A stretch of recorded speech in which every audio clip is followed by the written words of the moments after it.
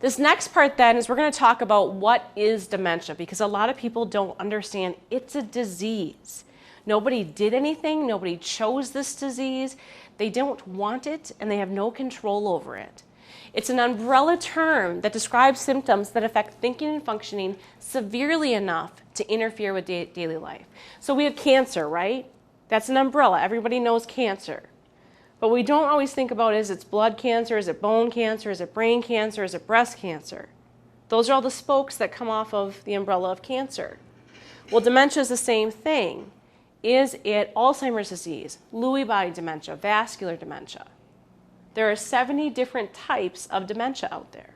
Alzheimer's just happens to be the most prevalent type right now.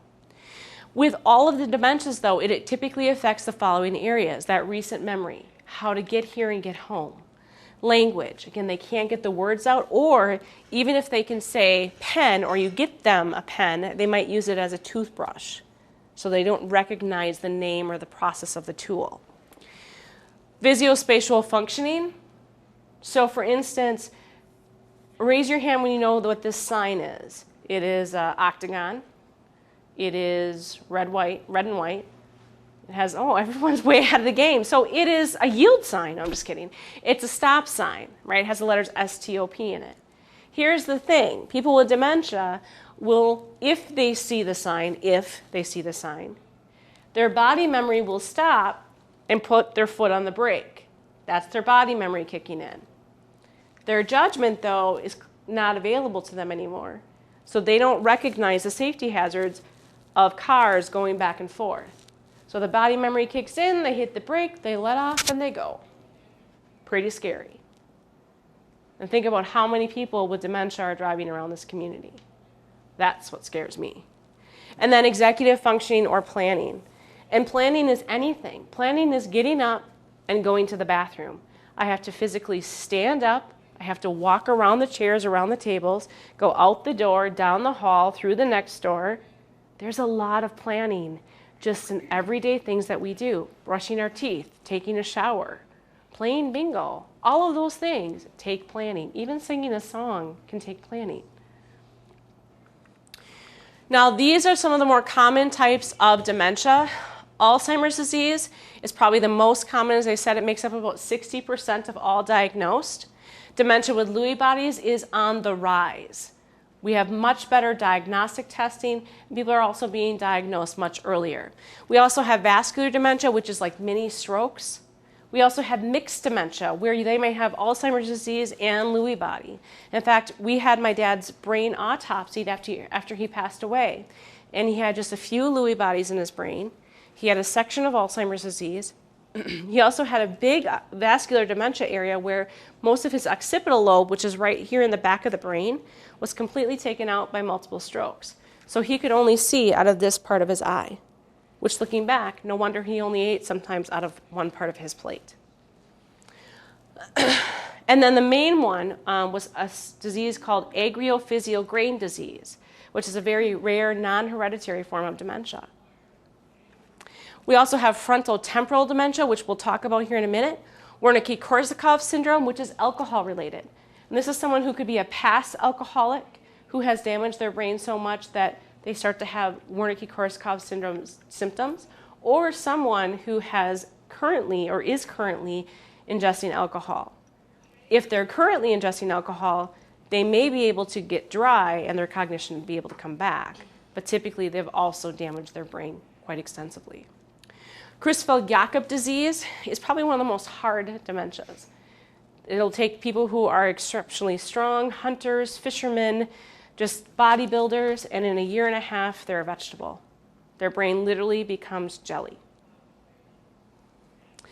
There's degenerative diseases like Lou Gehrig's disease, Huntington's, multiple sclerosis, Parkinson's. Normal pressure hydrocephalus is where the brain ends up having too much fluid on the brain. Now with this one, some people call this reversible dementia because you can get a shunt that drains the fluid off the brain. But eventually that fluid becomes so thick that it can't drain anymore. And then chronic traumatic encephalopathy, or CTE, which if you've heard anything from the NFL or NHL or even soccer, they're doing huge studies on CTE right now in relation to concussions. When we did the first MRI with my father, we could see 2 concussions, one from when he was very, very young, and one that had recently just happened when he had his medical episode at home, where he fell and hit his head on the garage floor. But you could actually see the damage on his brain. So there's a lot of studies going on right now on CTE.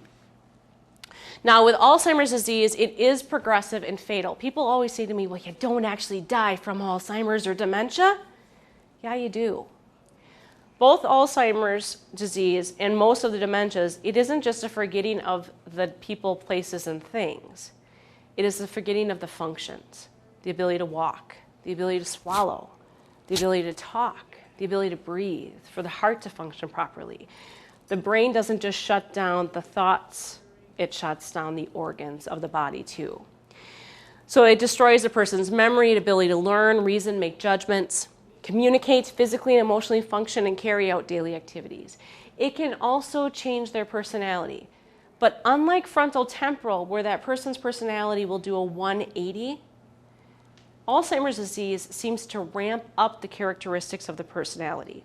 I mentioned my dad liked to flirt. That was something he always did. Very, very just nicely, kind of more of like a host. Like he'd walk into places and be like, everything's low calorie here. But with dementia, he became more of a flirt, and he'd flirt with everybody. You see some people, we have one woman who her family kind of jokes, she always had a little OCD in her. No big deal. But so now, rather than just put the paper down and it's kind of at a 90-degree angle, she'll spend 45 minutes making sure that all of the paper is perfect over and over and over again. Okay? So it ramps up their behaviors and their personality. Right now, there's 5.4 million Americans who have Alzheimer's disease, and that number is expected to triple by 2050. The brain itself is made up of over 100 billion networked nerve cells, and they support and nourish everything that we do. Now, within the brain, though, these nerve cells do not touch, but they're constantly communicating. But in order to communicate, they have to have a clear and open line of communication. This right here shows a healthy neuron cells and Alzheimer's neuron cells. As you can see, there's some big differences. The healthy cells obviously have a clear chain of communication. They can talk back and forth, no problem. The Alzheimer's disease, though, has something called plaque that has begun to build up in between the neurons. And as a result, that plaque shuts off that communication. And so from the outside, the neuron starts to die. Now, at the same time, that neuron has another protein called tau, T-A-U, that builds up inside the neuron and begins to kill it off from the inside too. As a result, this is what begins to happen. These next 2 slides, these brains, were taken from people who were the same gender, the same age, the same height, the same weight.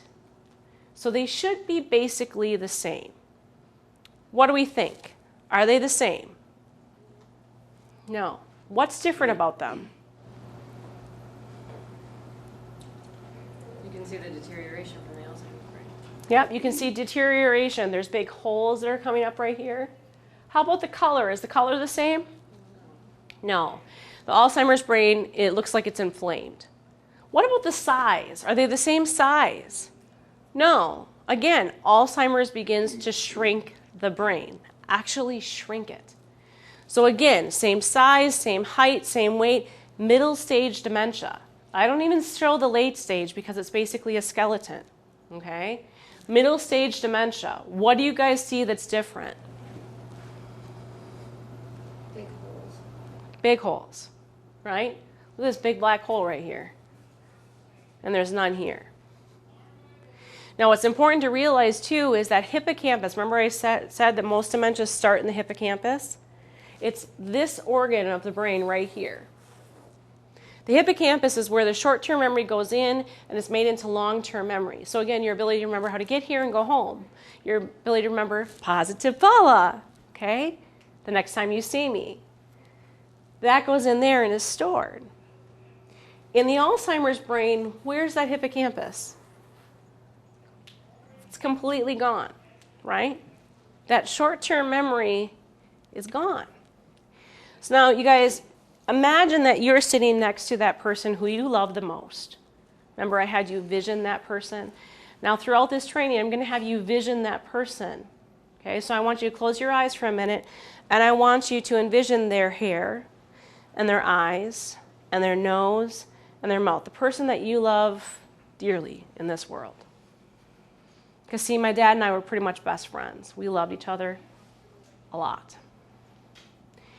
So I'm sitting next to him in a restaurant, and he turns to me and says, I know you go with me, but I have no recollection of your life. If you're in my shoes, as a true redhead, you want to turn to him and say, what? But in that moment, I had this slide flash before my eyes. It's what saved me from walking away. And it's what I hope saves you from walking away on those bad days. Because we're all going to have them. Maybe it's a resident gets upset with you and slaps you. Maybe it's a team member is being disrespectful of you.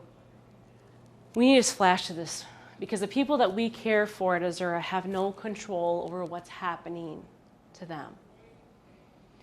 And I had this moment where I turned to him and it flashed and I put my head back down and I collected myself. Oh, sorry. No, you're good. I collected myself and I realized, Paula, your name, your life went into this big black hole. You've got a choice. You can walk away from this man who's loved you all of your life, no matter what you did or said.